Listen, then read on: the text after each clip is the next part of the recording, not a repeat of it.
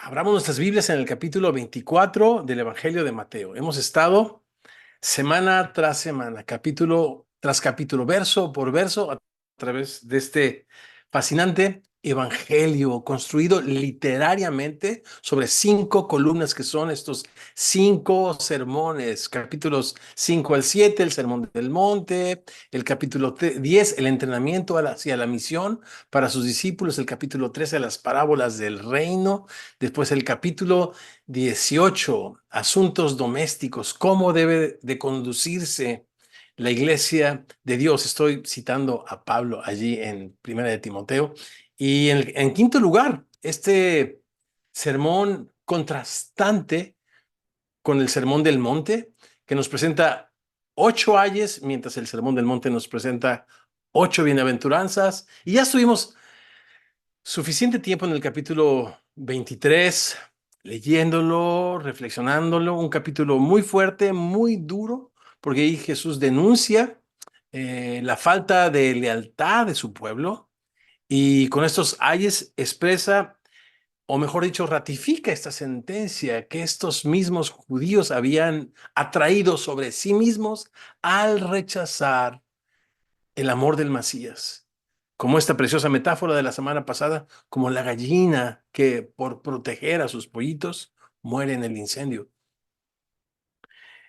Estamos en el capítulo 24, un capítulo interesante, un capítulo del cual se ha especulado mucho. Y en ese espíritu de la especulación y con este deseo y esta hambre de conocer el futuro, cosa que el Señor tanto aquí como en Hechos 1 nos dice que no nos toca a nosotros saber los tiempos ni las sazones que el Padre Celestial ha mantenido en su sola potestad, ¿no? Pero bueno, pues se ha escrito mucho, se ha especulado más y nosotros queremos hacer una lectura sencilla, de manera que podamos por lo menos responder a la pregunta ¿qué perdón, qué dice el texto? ¿Se acuerdan del método inductivo que tiene 3 etapas? La primera es observar, abrir los ojos. La segunda es interpretar, abrir la mente. Y finalmente, aplicar, abrir el corazón. La primera responde a la pregunta ¿qué dice el texto? La segunda responde a la pregunta ¿qué quiere decir el texto? Y la tercera pregunta, la tercera, la observación, la reflexión, responde a la pregunta ¿qué me dice a mí el texto? Observación, interpretación, aplicación. Si nosotros podemos observar y responder la primera de las preguntas ¿qué dice el texto? Estamos del otro lado, porque sabemos que a una mayor observación, una mejor interpretación. Esas son reglas básicas que vamos a compartir ahora en nuestro viaje a Centroamérica, con detalle, con algunos textos, para que la gente nos empapemos y desarrollemos esta pericia, como dice Pablo a Timoteo, que procura presentarte delante de Dios como un obrero aprobado, que no tiene de qué avergonzarse, que traza bien, pericia, que corta bien. El trazo del arquitecto, el corte del cirujano. Bien, la palabra de verdad. Bien, entonces, si logramos contestar, perdón que sea reiterativo, la pregunta, ¿qué dice el texto? Estaremos bien. Estamos pues a la mitad de este segundo de los 5 sermones con los que Mateo construye literariamente su evangelio. Muy bien. Otro de los bosquejos que estuvimos a lo largo de este estudio de Mateo recordando es que los primeros capítulos nos hablan de la presentación del Mesías. Los primeros 4 capítulos, después del 4 al 16, nos habla del ministerio público del Mesías. Y a partir del capítulo 16, al final nos habla de la pasión, muerte y resurrección del Mesías. Y es allí donde estamos. ¿Qué tan cerca del final? No lo sabemos porque vamos a un paso, yo no diría lento, pero moderado, de manera que no se nos pasen intencionalmente detalles. Se pasarán, por supuesto, pero no intencionalmente. Bien, Mateo 24, comenzando en el verso 1. Cuando Jesús salió del templo y se iba, se acercaron sus discípulos para mostrarle los edificios del templo. Respondiendo él les dijo, ¿Ven todo esto? De cierto les digo que no quedará aquí piedra sobre piedra que no sea derribada. Voy a leer toda la porción, si me lo permiten, y siguen la lectura conmigo, por favor. Y estando él sentado en el monte de los olivos, los discípulos se le acercaron aparte diciendo, dinos, ¿cuándo serán estas cosas y qué señal habrá de tu venida y del fin de la era o del fin del siglo? Respondiendo Jesús les dijo, cuidado que nadie les engañe, porque vendrán muchos en mi nombre diciendo, yo soy el Cristo, y a muchos engañarán. Y escucharán de guerras y rumores de guerras. Otra vez, cuidado que no se turben, porque es necesario que todo esto acontezca, pero aún no es el fin. ¿El fin de qué? El fin de la era, el fin del siglo. No está hablando del fin del mundo. Porque se levantará nación contra nación y reino contra reino, y habrá pestes y hambres y terremotos en diferentes lugares. Y todo esto será principio de dolores.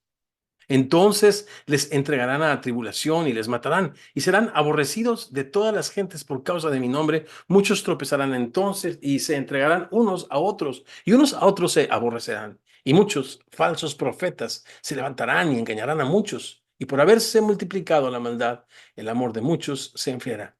Mas el que persevere hasta el fin, este será salvo. Y será predicado el evangelio del reino en todo el mundo para testimonio de todas las naciones, y entonces vendrá el fin. Señor hermoso, gracias por esta oportunidad que nos das de estar juntos alrededor de tu preciosa palabra. Gracias por darnos oídos para escuchar tu preciosa palabra. Señor, abre nuestros ojos, te rogamos, para que veamos en tu palabra las maravillas de tu ley y contemplando en ella tu gloria, Señor, como en un espejo, Señor, sigamos siendo transformados a tu imagen, como por tu espíritu, es lo que oramos los semillosos, quienes decimos así sea. Amén y amén. El Señor finalmente ha salido del templo. Su casa ha sido dejada literalmente desierta, tal y como lo mencionó en el capítulo anterior, en el verso 38. Perdónenme 2 segunditos aquí, por favor. Listo. Ahora, la audiencia ha cambiado. Si se fijan en el verso 1, cuando Jesús salió del templo y se iba, se acercaron a él sus discípulos. ¿A qué me refiero con que la audiencia ha cambiado? Ya no está la misma audiencia con la que comenzó el sermón en el capítulo 23. Jesús habló a la gente, esos discípulos. Repito, la audiencia ha cambiado.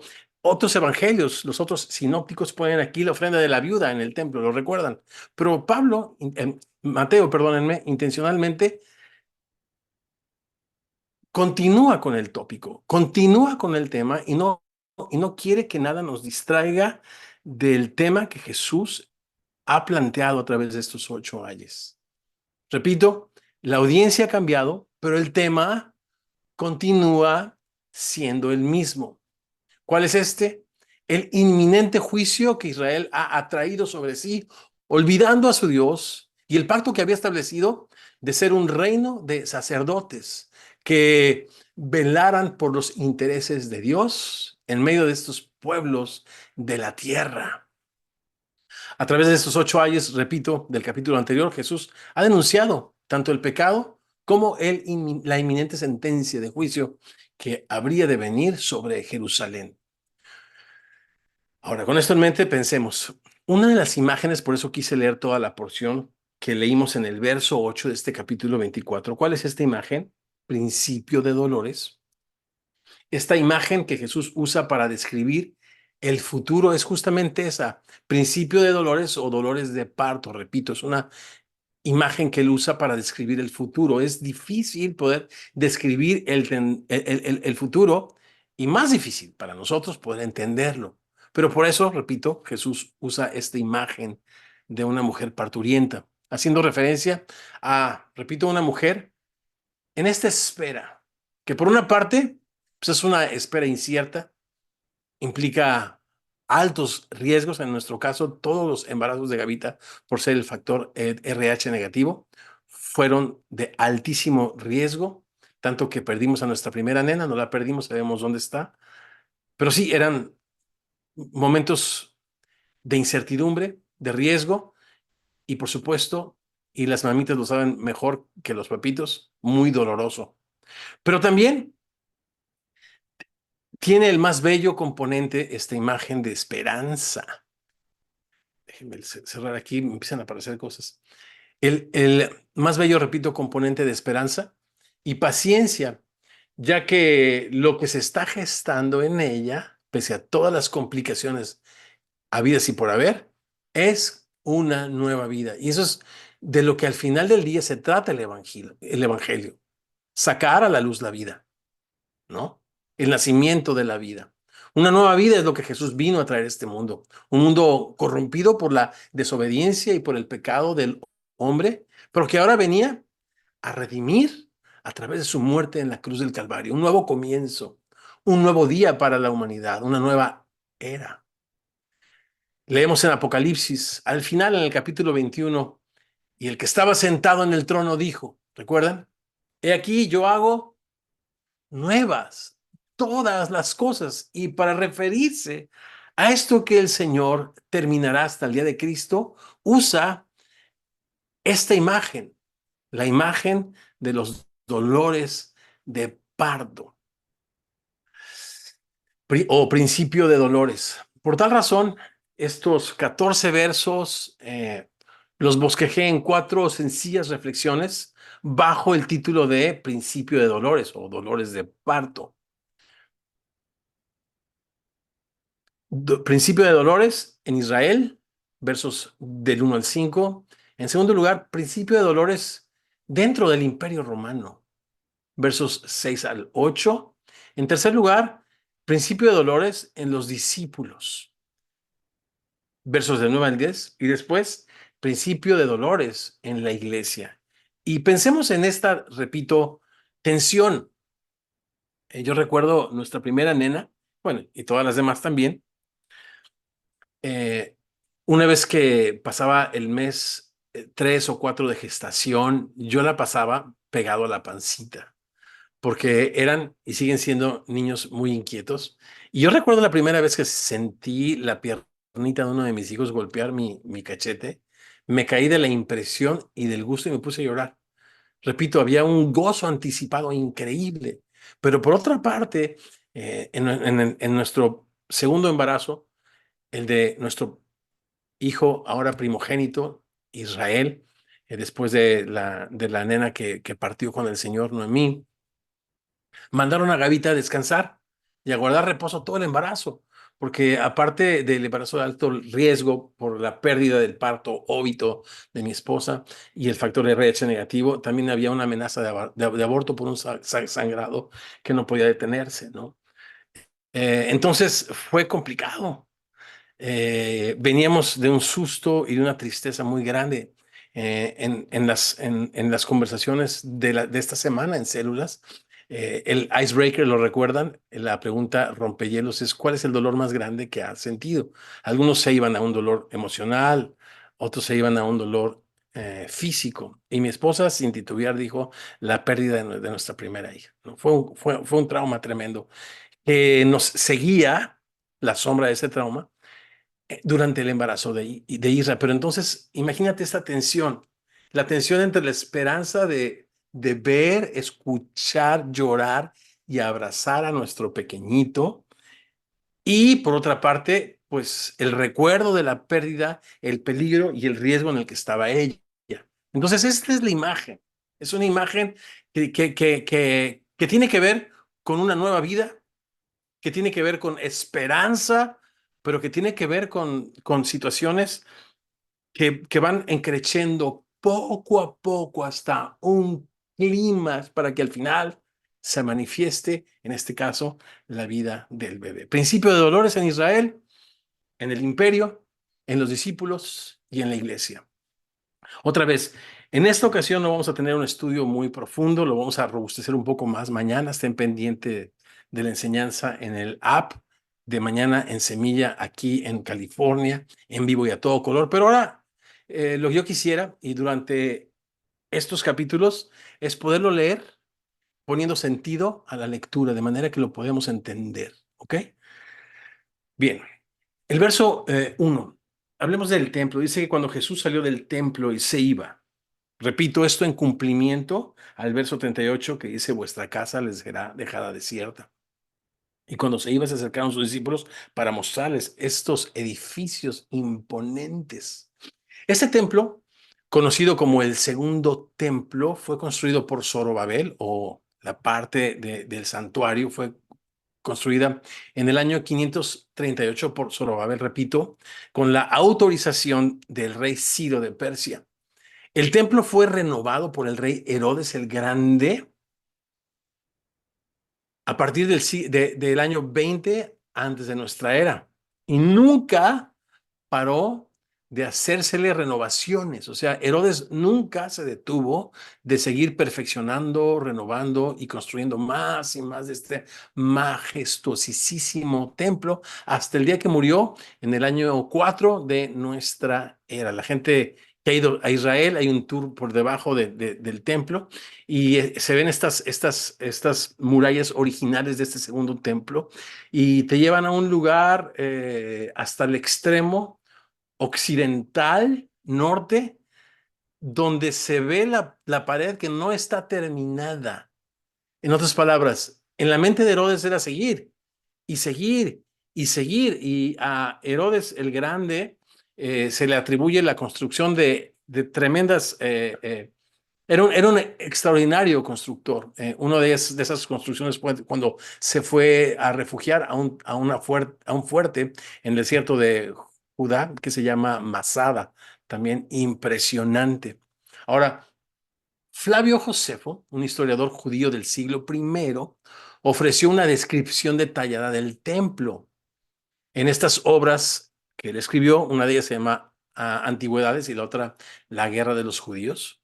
Y según este historiador Josefo, el templo era una estructura impresionante, hecha de mármol blanco y decorada con oro. Fíjate nada más, la cúpula era de oro, con lo que sea que brillara al sol.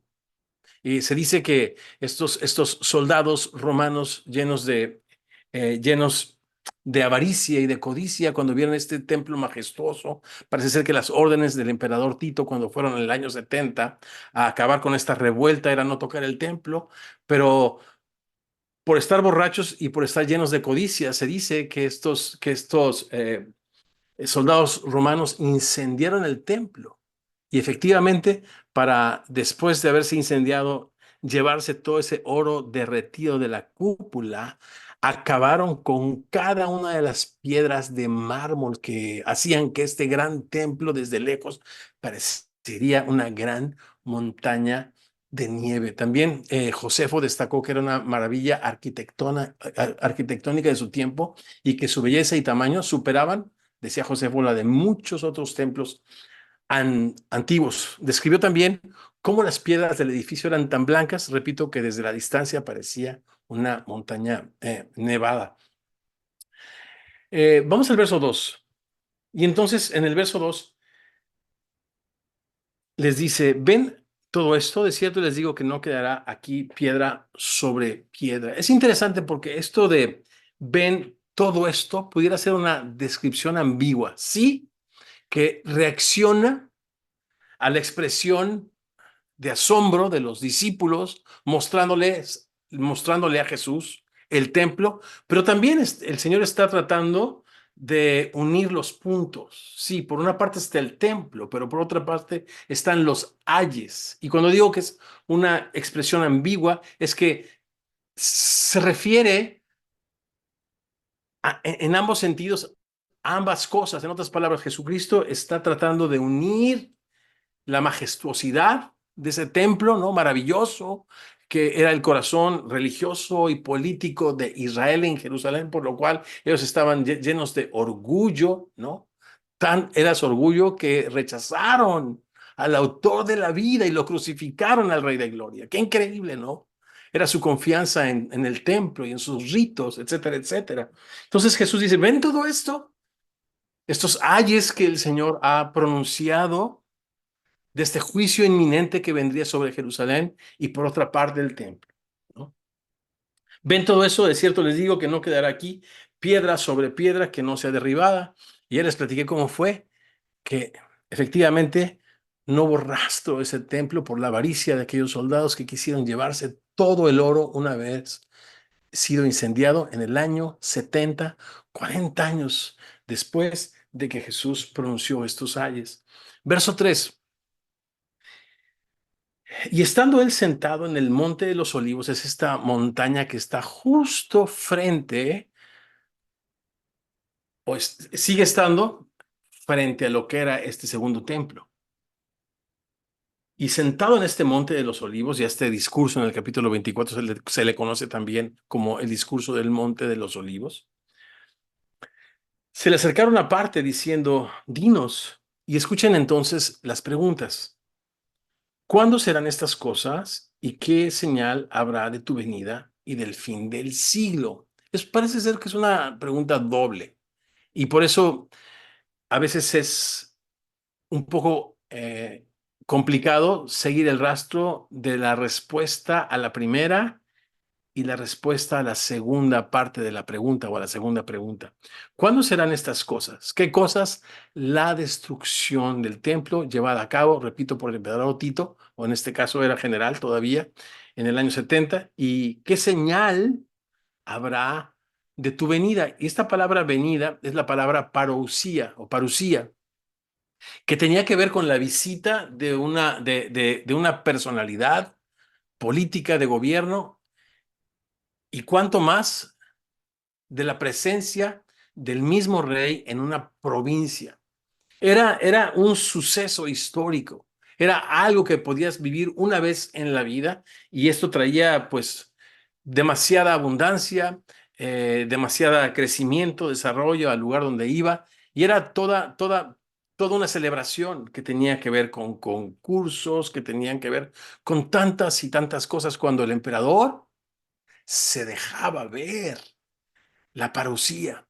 Y entonces usaron estas palabras los discípulos para decir, Señor, ¿y qué señal habrá para tu parucía, para tu venida, para tu manifestación y el fin de esta era? Y el fin de esta era, el fin de este siglo, no está hablando, repito, y la Biblia no habla del fin del mundo. El libro de Isaías nos dice que Dios no creó el mundo en vano, ¿no?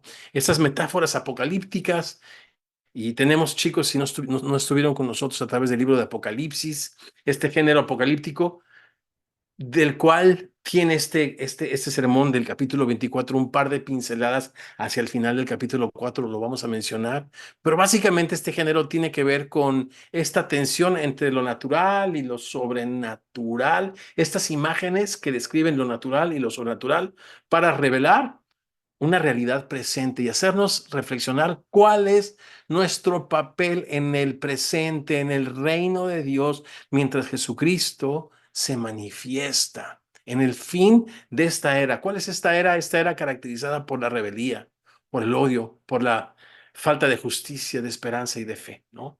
Y cuando el Señor haga nuevas todas las cosas. Verso 4. Seguimos en principio de dolores o dolores de partos para Israel. Vaya que han sufrido dolores de parto esta nación por la dureza de su corazón y el rechazo hacia su Mesías. Mira que nadie les engañe, porque vendrán muchos en mi nombre diciendo, yo soy el Cristo, y a muchos engañarán. Y esto es lo que ha sucedido, que se han agolpado estos falsos cristos, estos falsos maestros. Y ahora que estuvimos, Gavita y yo, caminando en las calles de Nueva York, en esta conferencia de legado, vimos en uno de los postes, en un área que se llama, salimos en el tren a caminar en algunas áreas, pero vimos en un poste a un hombre con un sombrero negro, barbón, que decía, el Mesías de Israel, ven y conócelo el viernes a las tarde. O sea, se han amontonado a través de la historia estos personajes y ha sido tan lamentable que solamente reflejan la oscuridad y los dolores que esta nación ha, ha sufrido antes de que vean, como dice Zacarías, al que traspasaron cuando Jesucristo se manifieste.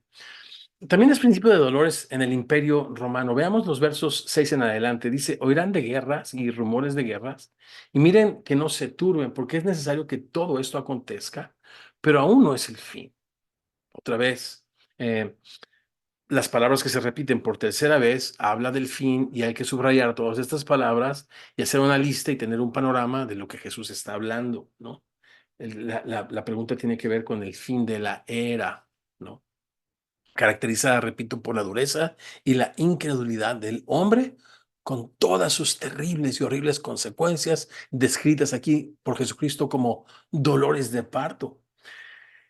Y porque se levantarán, verso 7, nación contra nación y reino contra reino, y habrá pestes y habrá hambres y terremotos en diferentes lugares, y todo esto será principio de dolores. Hay otro historiador romano, este se llama Tácito, nació en el año 56 de nuestra era, ¿no?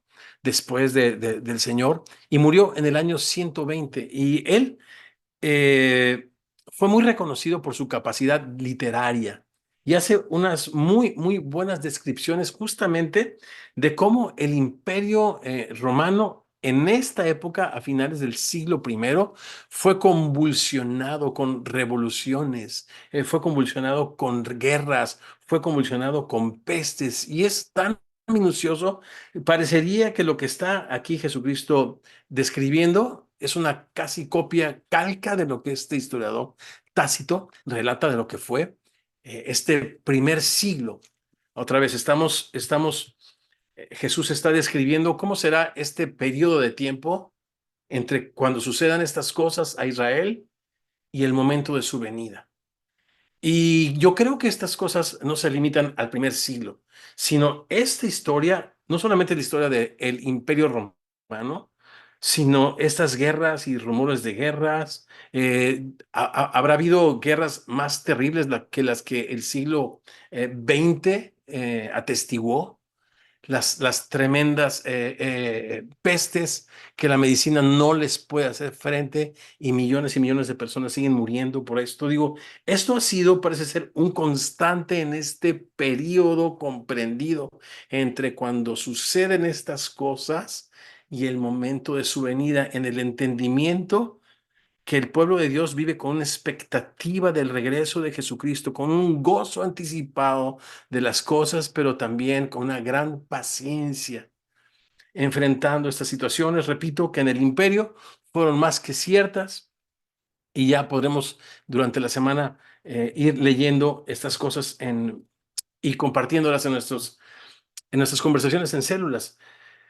Todo esto, todo esto será solamente principio de dolores. Vaya imagen, repito, que Jesús usa para describir el futuro, el nacimiento de una nueva vida, de una nueva era, cuando el Señor todo ojo le vea y cuando la tierra sea llena de su conocimiento y vuelva a ser este lugar, el lugar donde el Señor y su pueblo habiten en perfecta comunión. Pero mientras eso sucede, Jesús dice, esto implica riesgos, implica crisis, implica dolores, tal y como lo vive una mujer parturienta.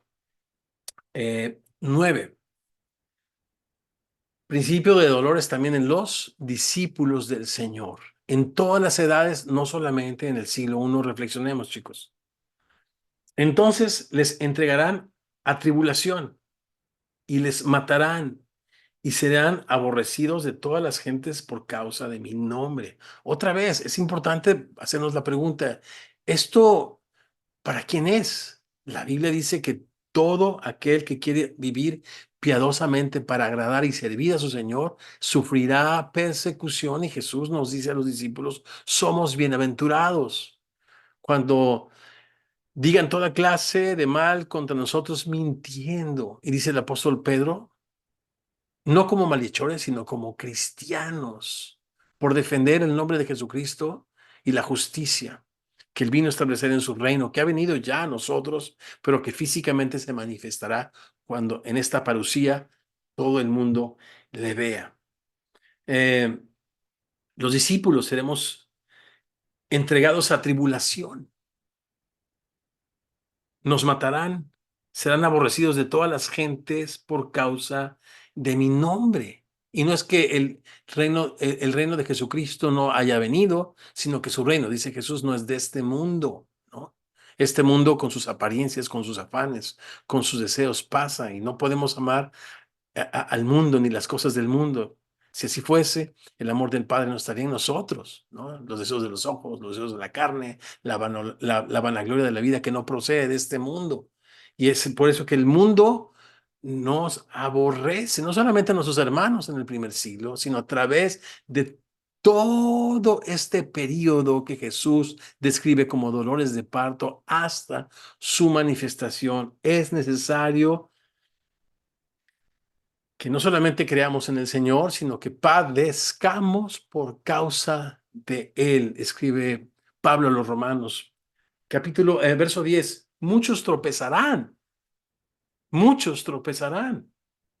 Entonces se entregarán unos a otros y unos a otros se aborrecerán cuando el cargar nuestra cruz y seguir a Jesucristo deje de ser popular y deje de ser solamente esta vida color de rosa donde a Dios se le reduce, como dice mi hermano, a un diosito con D minúscula y solo o para cumplir con nuestros caprichos o para solucionar nuestros problemas, pero no Dios, el Dios de la gloria, que merece nuestra obediencia, nuestro servicio, nuestra lealtad, sumándonos a la restauración de todas las cosas, comenzando con anunciar el Evangelio de Jesucristo, no solamente con nuestras palabras, sino con nuestros hechos y en verdad, ¿no? No dejando a un lado lo más importante de la palabra de Dios, la justicia, la misericordia y la fe. Verso 11. Principio de dolores no solamente en Jerusalén, en el imperio, en los discípulos, también en la iglesia. Mira cómo la iglesia será en este periodo convulsionada, como ha sido, como está siendo y cómo seguirá siendo convulsionada. Verso 11 en adelante. Y muchos falsos profetas se levantarán. Es interesante la palabra muchos. Si tienes un marcador, después con calma, subráyala. Muchos falsos profetas se levantarán y engañarán ¿a cuántos? A muchos. Por eso la Biblia nos anima a que no nos movamos muy fácilmente de nuestra manera de pensar. Por eso el quehacer de los discípulos y de los creyentes es perseverar, esto es aferrarse, estar asidos, dice Filipenses capítulo 2, a la palabra de vida, perseverar en las enseñanzas de los apóstoles para no ser tropezados. Muchos falsos profetas se levantarán y engañarán a muchos, le darán a los cristianos, harán falsas promesas, les harán creer en falsas expectativas, promesas que Dios no prometió hacer en el aquí y en el ahora, ¿no? Apelando a nuestra naturaleza, que busca siempre ser gratificada. Muchos de los profetas se levantarán y engañarán a muchos, verso 12, y por haberse multiplicado la maldad, el amor de muchos se enfriará. Y antes de yo ir a un comentario para buscar la respuesta a ¿y qué significa que el amor de muchos se enfriaría? Por haberse multiplicado la maldad. ¿A qué se refiere? Multiplicado, multiplicado, multiplicado, muchos. ¡Oh! El texto habla de muchos, ¿qué? Y regreso y empiezo a mirar. Muchos tropezarán, muchos falsos profetas, muchos serán engañados. Verso 5, muchos dirán, yo soy el Cristo y engañarán a muchos. Engaño. Falsos profetas estos son muchos. A esto se refiere Jesús con que la maldad se multiplica. Porque la violencia desde el primer siglo es parte, desde que el hombre fue lanzado fuera del paraíso, se derramó por primera vez la sangre de un inocente, en este caso la sangre de Abel. Pero la maldad se ha multiplicado. ¿Cómo? No es que la violencia necesariamente ha crecido, lo ha hecho porque somos un mayor número de personas, pero a la luz de lo que yo leo es que es mucho el engaño, muchos los falsos profetas, muchas las falsas expectativas que los cristianos que no leen su Biblia, que no meditan la palabra de Dios, que no se disipulan, que no se comprometen con su propio crecimiento, que no toman responsabilidad de su vida espiritual, pero que tampoco toman responsabilidad de la vida espiritual de alguien más.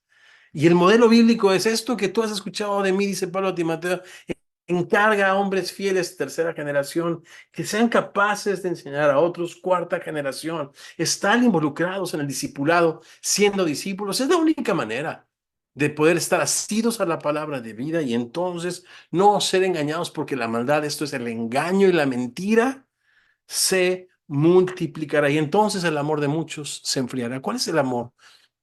¿Se acuerdan de Apocalipsis capítulo 2, las cartas del Señor Jesús a su iglesia?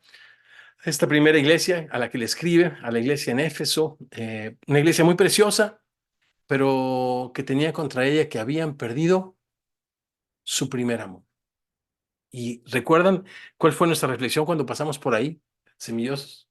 Sí, la palabra primera es la palabra protos, que no es el primero que aparece, sino el de mayor rango o de mayor importancia. En este caso, no está refiriéndose a tu primer amor, ¿no? Al primer amor que le prometiste al Señor. No, no. Nosotros le amamos a Él porque Él nos amó primero. El amor de Cristo por nosotros, que en una cruz muere el justo por los injustos para llevarnos a Dios. De tal manera amó Dios al mundo. Ese es el gran primer amor. Y Éfeso, esta iglesia preciosa, la iglesia de los Efesios, que estaba en Éfeso, en el capítulo 19 se relata cómo ellos predicaban tanto a Cristo, disputaban con las personas que dudaban, sufrieron persecución por causa del testimonio de Cristo, pero eso lo olvidaron porque pues empezaron a enfocarse más en la sana doctrina, en la no tan sana doctrina, en las cuestiones teológicas, en los argumentos filosóficos, en lo que dice la Biblia, en lo que no dice la Biblia. Se olvidaron de que estamos en este mundo para brillar para nuestro Dios y para predicar el evangelio del reino de Dios. Para eso está la iglesia en el mundo. Entonces, cuando leemos esto, es por haberse multiplicado el engaño, los cristianos dejaron de predicar. Ya no lloran, ya no oran en la noche por sus familiares que no conocen a Cristo. Ya no lloran y ya no oran en la noche por sus compañeros en el trabajo, por la gente que por su falta de Cristo están manifestando toda clase de comportamientos terribles y nosotros nos abandonamos en un espíritu crítico de juicio con las personas que no tienen a Cristo, pero no estamos aquí para juzgarles. Cristo no vino a juzgarles, vino a dar su vida en rescate por nosotros y a dar su iglesia como testimonio de su verdad, predicando el evangelio del reino de Dios. Repito, pero porque es más, pues más interesante, más divertido jugar a la iglesia, ¿no?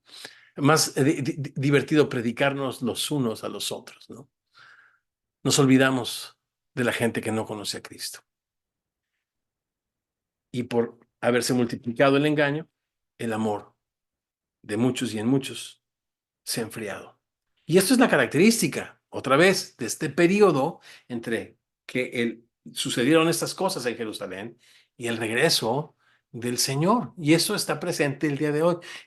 Una mala lectura es y estas cosas, cuando tú vengas, bueno, pues esto va a suceder cuando Jesús venga y ya estamos en los últimos tiempos. Hemos estado en los últimos tiempos desde que el Señor ascendió.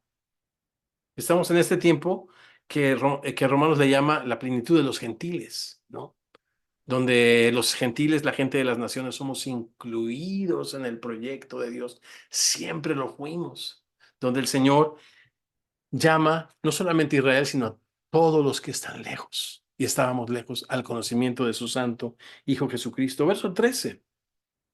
Pero el que persevere hasta el fin será salvo. ¿Será salvo de qué? Del engaño. O sea, no podemos pensar que está hablando de salvación, le está hablando a discípulos. Y si le está hablando a discípulos, le está hablando a personas que fueron salvos por la gracia de Dios. En el capítulo 4, el Señor expresó su compasión por todas las multitudes, les sanó y les restauró por gracia, y fueron a ellos a los que llamó a ser sus discípulos. Primero recibes la gracia de Dios y después el ser un discípulo es una evidencia de que tú has recibido la gracia de Dios. Así ha narrado Mateo su evangelio. Por lo tanto, no podemos pensar que está hablando de salvación, está hablando de ser salvos del engaño de estos falsos maestros que multiplican con sus engaños la maldad. Y será predicado el evangelio del reino. Eso es lo que espera el Señor. Familia, ¿qué estamos esperando para compartir este enlace, para compartir nuestra historia? Algo lindo que tiene este entrenamiento de que estamos ya tomando algunos semillosos y está disponible para todos, el discipulado de navegantes. Algo lindo es de que aprendemos a escribir nuestra historia en 3 minutos. Eh, Escribir nuestra historia de conversión para compartirla en 3 minutos. En un antes, cómo era mi vida, cómo vine al conocimiento de Jesucristo, cómo me rendí a Él y los cambios que mi fe en el Señor ha producido en mi carácter, en mi entorno, etcétera, etcétera. No hace falta más que 3 minutos para que nosotros compartamos nuestra historia y sembremos la semilla del Evangelio y que el Señor le dé el crecimiento. Uno riega, uno siembra, el otro riega en oración, pero es Dios el que da el crecimiento. Pero sí, a nosotros nos es impuesta carga y hay de nosotros, si no predicamos el Evangelio. Verso 14, las expectativas del Señor están puestas en que su iglesia testifique, que su iglesia testifique, no que discuta sobre opiniones, no que debata y diga quién tiene o no tiene la razón, que presente evidencias con su vida y su comportamiento de que Jesucristo es el Señor, por si quizás Dios permite que la gente venga el conocimiento de la verdad, que hay un solo Dios verdadero y un solo mediador entre Dios y los hombres, Jesucristo, hombre. Primera de Timoteo capítulo 2, verso 4. Será predicado este evangelio del reino en todo el mundo para testimonio de todas las naciones, y entonces sí vendrá este fin de la era. Vendrán cielos nuevos y tierra nueva donde muere la justicia y donde ya no, el ser humano no vivirá esta vida de disolución y de autodestrucción, sino que la tierra entera será llena del conocimiento de la gloria de Dios. Y para eso Jesucristo cuenta con su iglesia. Y en la iglesia hay principio de dolores, porque se multiplica la maldad. En la iglesia hay principio de dolores porque los falsos maestros salen desde adentro, no vienen de afuera, entre ustedes. Muchos falsos profetas se levantarán, pero la luz en las tinieblas resplandece, porque las tinieblas no pueden prevalecer contra la luz. Por eso, verso 14, el evangelio del reino será predicado en todo el mundo para testimonio de las naciones. Y así es la vida en este mundo. ¿Te has sentido incómodo en este mundo? Bienvenido al cuerpo de Cristo, bienvenido a la vida, porque la vida se vive como esta preciosa metáfora que Jesús nos presenta como principio de dolores, como dolores de partos, con una gran expectativa de ver a los ojos este nuevo ser que nacerá, la estrella de la mañana que nacerá en nuestros corazones. Primeramente, nace en nuestro corazón y después le veremos tal y como Él es.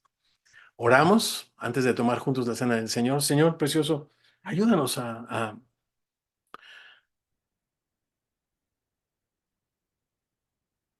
entender cuál es nuestro papel en este capítulo 24, Señor. En este drama llamado principio de dolores, Señor, donde hay una expectativa, donde hay una esperanza, donde hay una vida gestándose, pero donde también hay peligros, hay situaciones inciertas, pero donde sobre todas las cosas tú eres Señor de todos y Señor sobre todo. Señor precioso, líbranos del engaño de los discípulos, Padre, perseverando en tu palabra. Ponnos hambre de leer, leer, leer, leer. Padre, de sumarnos, Señor, al ministerio, tomar responsabilidad de nuestra vida espiritual, tomar responsabilidad de la vida espiritual de alguien más, cuidar en oración a alguien, compartir el evangelio con alguien, llevarlo por los primeros pasos. Señor hermoso, ayúdanos a ser cristianos en medio de este mundo, Señor, adverso, que no te conoció, que te crucificó, Señor hermoso, hasta que, Padre, el lucero de las mañanas nazca no solamente en nuestros corazones, sino le veamos y te veamos, Señor, y te demos la bienvenida, Señor, a tu mundo para estar para siempre, Señor, en este tu mundo contigo. Padre, ponemos el resto de nuestras reflexiones en este capítulo y en los capítulos restantes para que nos des entendimiento, Señor. Abre nuestro entendimiento, pero sobre todo, abre nuestro corazón para poner lo que entendamos por obra. Lo pedimos en tu precioso nombre, los envidiosos decimos, así sea